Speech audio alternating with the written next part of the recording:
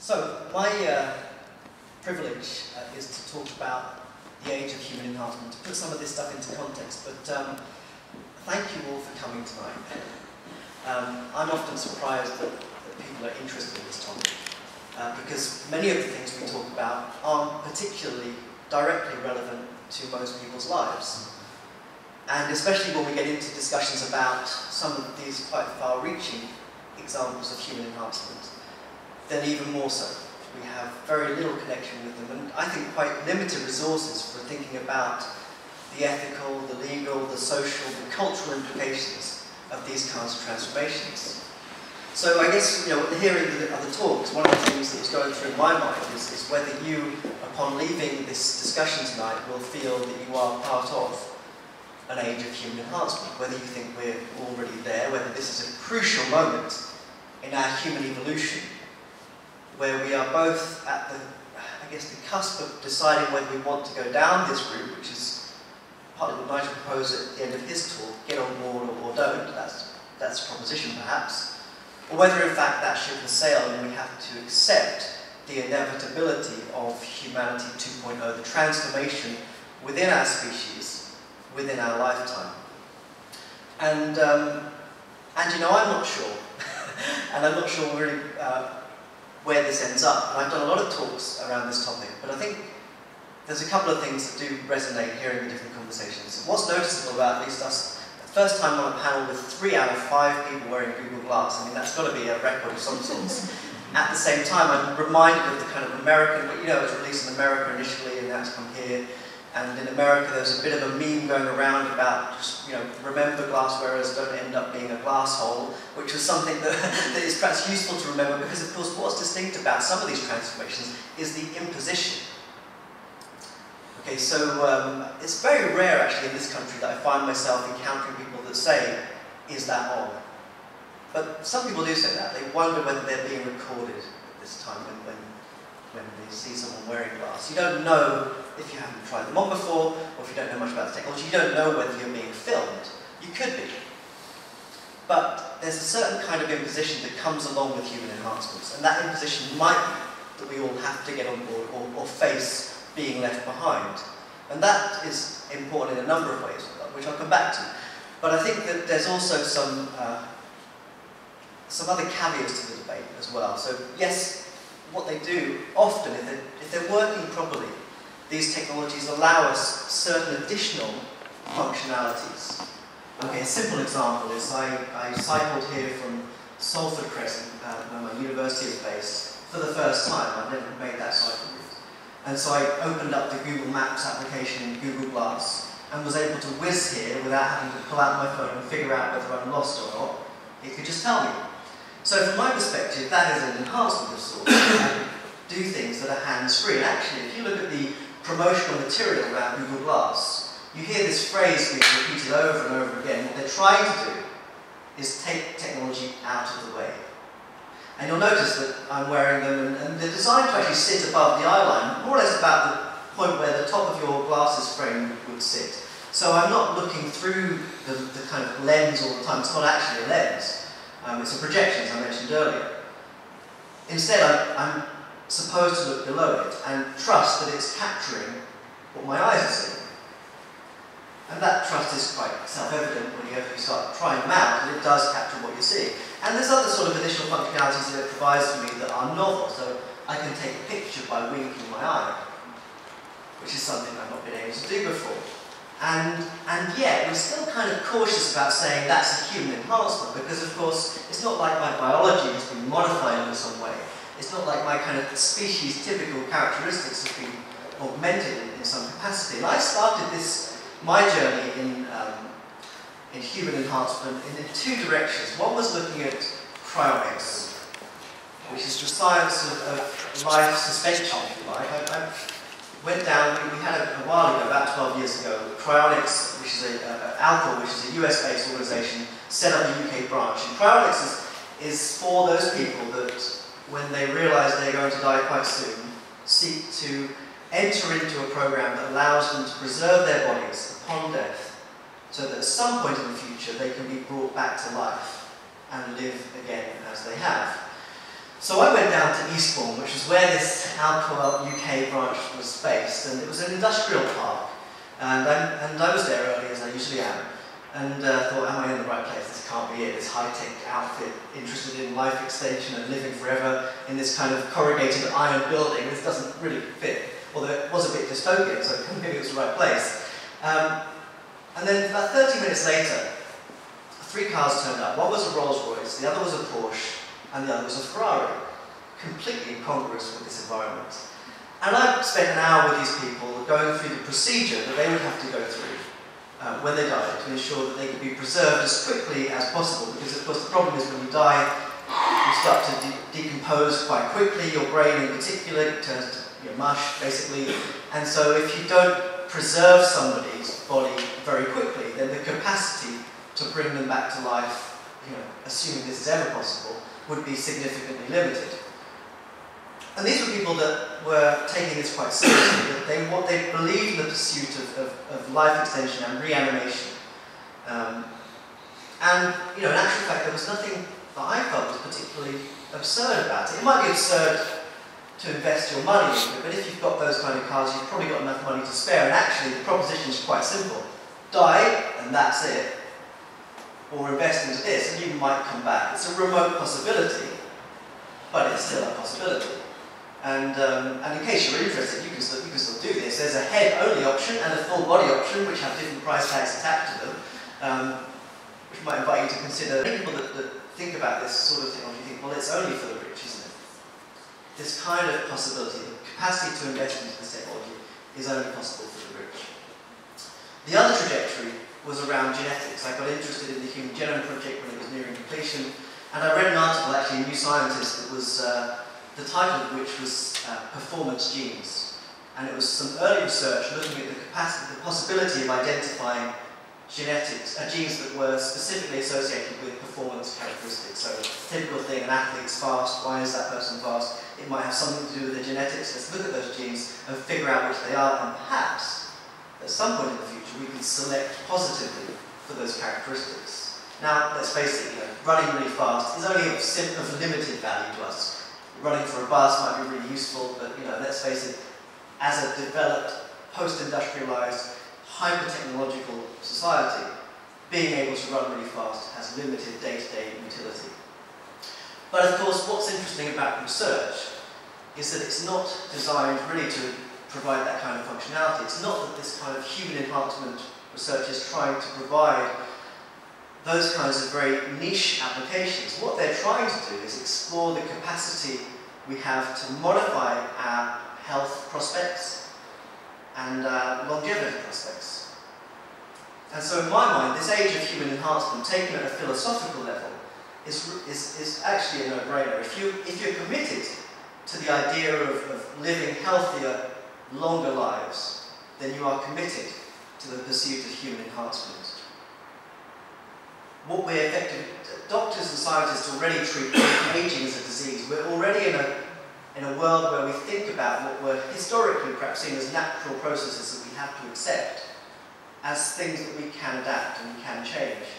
And so what seems characteristic of this age of human enhancement, in terms of the proposition that you have, that your children will have, that your children's children will have, is to accept the idea that we are, as a species, still evolving, and currently find ourselves at perhaps a unique moment where we can influence the trajectory of our evolution. And that's a problem, because of something that Ava said just as she was introducing my talk. We don't know a lot about hearing. There's a lot we still don't know about hearing. And there's a lot we still don't know about a hell of a lot of stuff. And so when I have conversations with people, with scientists particularly, who are anxious about human enhancement, their sort of response is, well, we still don't know enough about genetics. Take endurance capacity. The best scientists in the world recognise that there's not a single gene that determines your capacity to be an endurance athlete or performer. It could be anything up to 120, 130 different genes associated with that. Now, it might be that within an elite athletic population, there's some correlations that suggest that those people that are really good have X number of genes associated with endurance. And if you happen to be someone that has that number, rather than a lower number, then you're more likely to be an endurance athlete or good at that kind of sport. But there's not a certainty of knowledge, because ultimately the research still is based on very limited population studies, which don't get anywhere near the kinds of reliability and efficacy to be able to claim that these represent the population, the human species. So the uncertainty predicament is really challenging when thinking about how far into this age of human enhancement we find ourselves. It might be that because we don't, take for example, trying to whip out a gene and think, okay, this is something that if we could take this out, this would help us avoid all kinds of suffering that people would go through.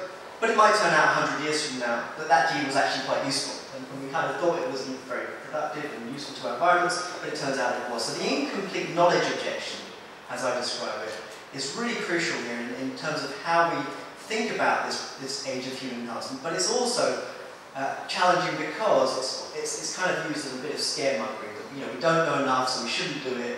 And the problem, of course, is that we will never know enough. And yes, the pursuit of human enhancement, our journey down this road, which is likely to involve a number of risks for people who experiment with technology, isn't something we can get around. And it's not something we can expect to be distributed evenly across society. It's not something we can just expect to be available for everybody. And it's likely as well that many people from kind of vulnerable groups will suffer as a result of our kind of pursuit of this technology. But the proposition, I think, for people today is still quite simple. It's whether we accept that we are committed, to go back to what I said earlier, committed to the pursuit of health and longevity in life. I had a debate with a couple of people here in Manchester a few years ago now. One was a philosopher and one was an artist. And the debate was about how long we'd like to live. And I've done this with audiences in the past, and I ask people, how would you like to live forever? And you get maybe 2 or 3 hands go up. And then you say, well, how about 500 years? A few more hands go up. They can keep going up as you go lower. Eventually you get to about 100 years, 80 years, and nearly everybody's hand is up. Heath, the artist in this discussion, decided that he would like to live until the age of 40. He was pretty clear about this. He had a very strong sense, unless he was bullshitting, which of course artists often do, but it might be that in fact he was convinced that he wanted to live a certain life, a certain way, and at 40, hit the eject button and call it a day.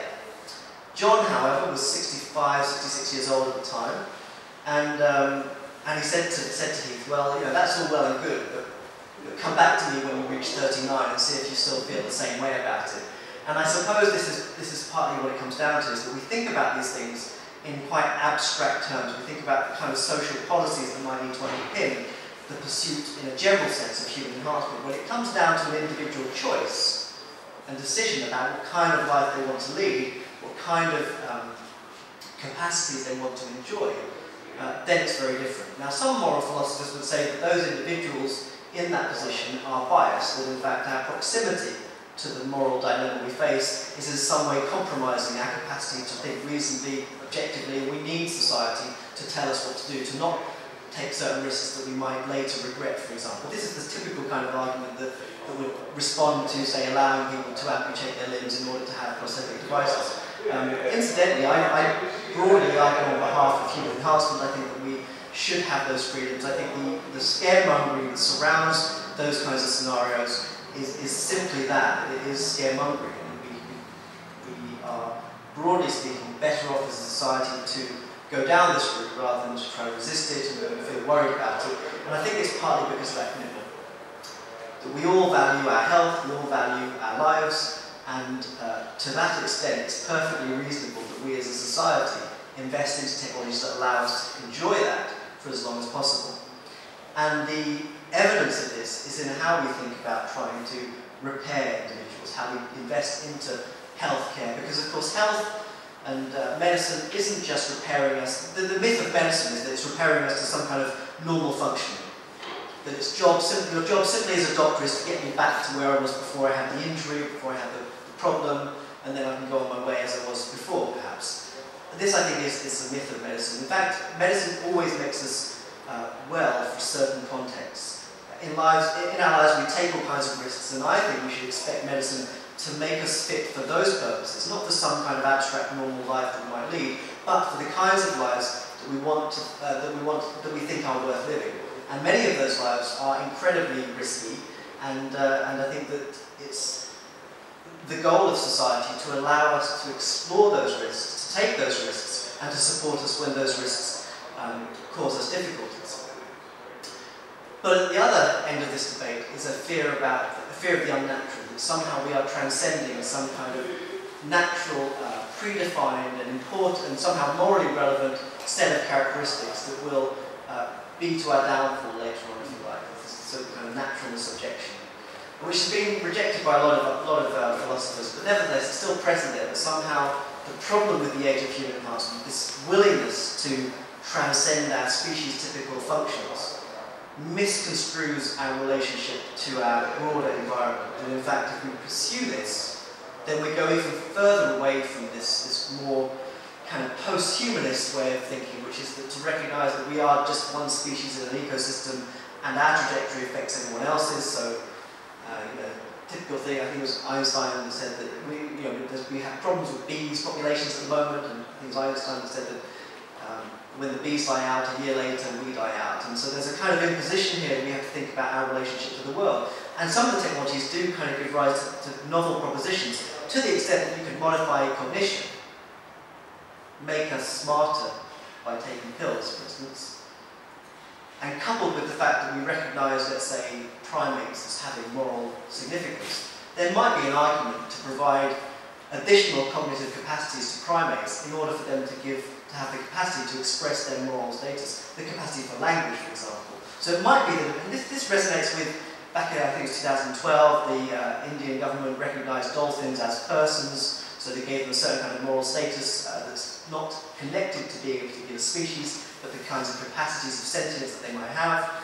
These are all at stake when we think about the age of human enhancement. It's not just about enhancing ourselves, it's about how we relate as a species to the broader, wider world around us. And I think that some of the more eloquent, arguments around this debate speaks precisely to that problem. That it's not just about our flourishing, it's about our flourishing within a context that allows us to flourish, which has much more to do with the capacities of other species to live and to go about their business, than it does about us having additional kinds of functions that give us new kinds of ways of experience. And I leave you with just one thought, that if you believe James Lovelock, the kind of Gaia theorist, the world has only enough resources to sustain 1 billion people.